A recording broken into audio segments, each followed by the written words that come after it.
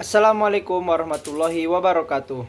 Perkenalkan, saya Aditya Aryadinata Batubara dengan NIM 102025031 dari program studi Manajemen Sumber Daya Manusia. Di sini saya akan menjelaskan atau meresum ulang terkait materi teknik negosiasi yang dibahas bersama Bapak Muhammad Eko Abrian Kusuma, mulai dari bab 1 hingga bab 10.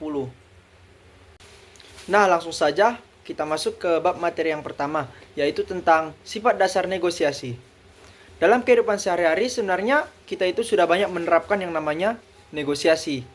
Misalnya saja apabila kita dengan teman kita ketika memilih tempat nongkrong. Kita nyaman di tempat A, sedangkan teman kita nyamannya di tempat yang B.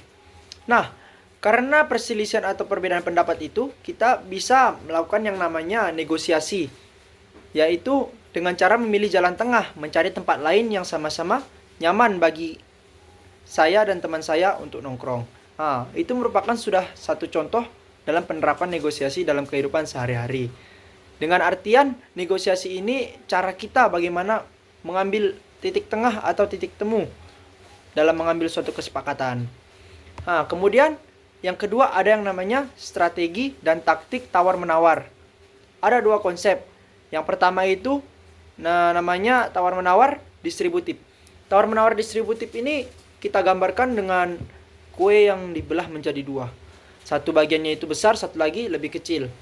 Nah, apabila kita lihat yang besar dan kecil itu sudah kita gambarkan bahwa ada pihak yang menang dan ada yang kalah.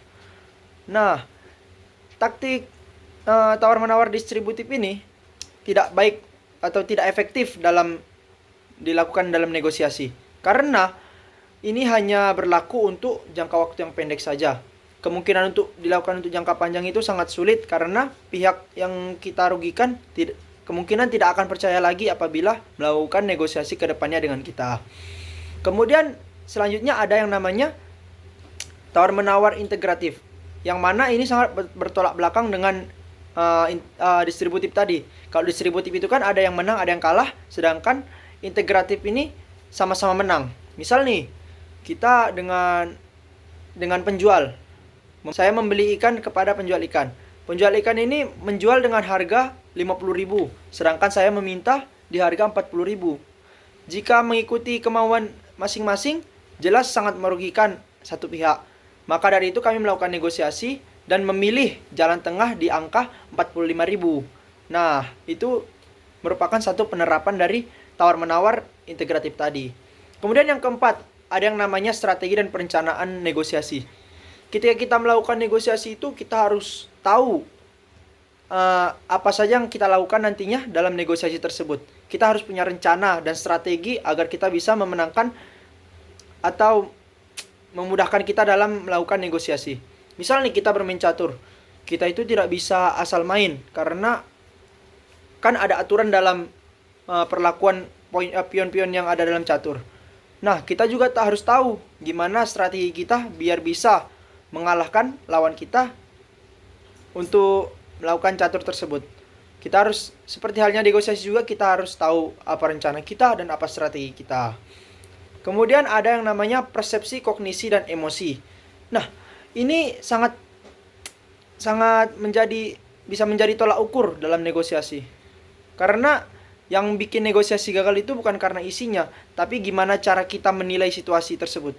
Misal nih, kalau kita melakukan negosiasi dengan orang lain, namun kita tidak bisa mengatur emosi, justru orang itu akan menganggap kita itu tidak dewasa atau tidak bisa diajak untuk bernegosiasi. Yang nantinya juga dapat berpengaruh dalam jangka panjang kita untuk bernegosiasi dengan orang tersebut lagi. Kemudian komunikasi. Negosiasi tidak akan jalan kalau nggak ada yang namanya komunikasi. Tapi komunikasi ini bukan tentang ngomong saja, namun bagaimana kemampuan kita untuk mendengarkan, menilai orang lain, dan bahasa tubuh kita itu sangatlah diperhatikan oleh orang lain. Misal nih, orang lagi menjelaskan, kita tidak memperhatikan. Itu merupakan bukan suatu komunikasi yang baik dengan orang tersebut. Jadinya membawa dampak atau perasaan orang tersebut kepada kita itu pandangannya menjadi jelek. Maka pentinglah bagi kita untuk mengatur yang namanya cara ngomong, raut wajah juga, dan bahasa tubuh lainnya lah. Nah, kemudian yang ketujuh itu ada yang namanya menemukan dan menggunakan kekuatan negosiasi. Maksud dari kekuatan negosiasi di sini itu bukan posisi yang kuat, jabatan yang kuat, atau uang yang banyak. Namun bisa dapat berupa penguasaan informasi, pengalaman, ataupun kepercayaan kita yang bisa membuat orang lain percaya kepada kita lah. Misal nih, kalau orang punya uang dan jabatan, namun dia tidak punya informasi atau pengalaman yang lebih, maka ia bisa kita kalahkan dengan informasi dan pengalaman yang kita punya, walaupun mereka punya uang atau kedudukan yang lebih tinggi. Kemudian yang kedelapan itu ada yang namanya pengaruh. Negosiasi nggak bisa lepas dari yang namanya pengaruh. Di sini kita belajar gimana cara kita mempengaruhi orang lain dengan cara yang baik, entah lewat logika atau pendekatan emosional.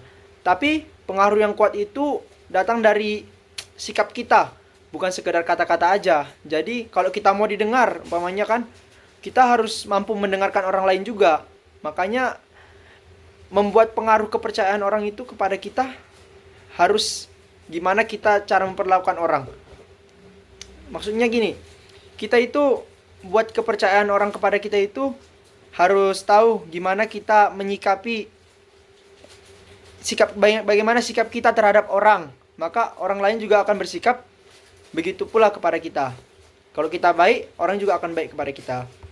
Kemudian yang kesembilan ada yang namanya etika dalam negosiasi. Itu merupakan fondasi utama sih kalau menurut saya. Karena sekalipun kita pinter ngomong, namun kalau kita curang dan gak punya etika, itu menjadi suatu dorongan yang membuat orang lain tidak suka kepada kita. Sehingga nantinya ia juga tidak ingin lagi bekerja sama atau bernegosiasi dengan kita. Umpamanya kalau kita jujur, adil, dan menghargai orang lain, maka orang itu juga akan bersikap begitu pula kepada kita. Yang terakhir yaitu ada yang namanya hubungan dalam negosiasi. Hubungan dalam negosiasi ini harus kita jaga. Seumpama nih, kita melakukan negosiasi, namun kita hanya fokus kepada hasilnya saja, namun tidak memikirkan apa yang dirasakan oleh orang lain. Maka nantinya negosiasi ini hanya sebatas sekali itu saja, tidak bisa dilakukan untuk jangka panjang. Nah, hubungan ini harus kita jaga. Seumpama nih, kalau kita melakukan negosiasi dengan orang, namun kita hanya ingin kalau kita itu menang atau berada di posisi yang atas, orang lain akan merasa ini nantinya tidak akan bisa diajak untuk bernegosiasi lagi. Nah, begitu untuk hubungan dalam negosiasi. Nah, sebagai penutup, dalam semua bab itu kita itu harus tahu kalau negosiasi itu bukan sekedar kemampuan ngomong atau mencari hasil yang banyak, namun bagaimana cara kita memahami orang lain dan mengontrol diri sendiri.